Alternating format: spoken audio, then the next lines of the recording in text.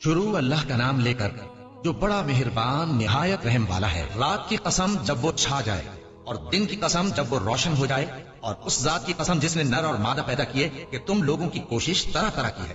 سو جس نے اللہ کے رستے میں مال دیا اور پرہیزگاری کی اور بہترین بات یعنی کلمہ توحید کو سچ جانا، تو اس کو ہم آسان طریقے کی توفیق دیں گے۔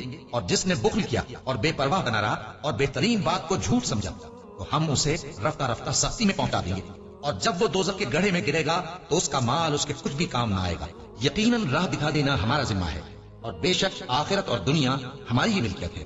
سو میں نے تم کو بھڑکتی آگ سے خبردار کر دیا ہے، اس میں وہی داخل ہوگا جو بڑا بدبخت ہے، جس نے جھٹلایا اور منہ پھیرا، اور جو بڑا پرہیزگار ہے وہ اس سے بچا لیا جائے گا۔ وہ جو اپنا مال دیتا ہے تاکہ پاک ہو، اور اس لیے نہیں دیتا کہ اس پر کسی کا احسان ہے جس کا بدلہ اتارا جائے، بلکہ اپنے رب اعلیٰ کی رضامندی حاصل کرنے کے لیے دیتا ہے، اور وہ عنقریب خوش ہو جائے گا۔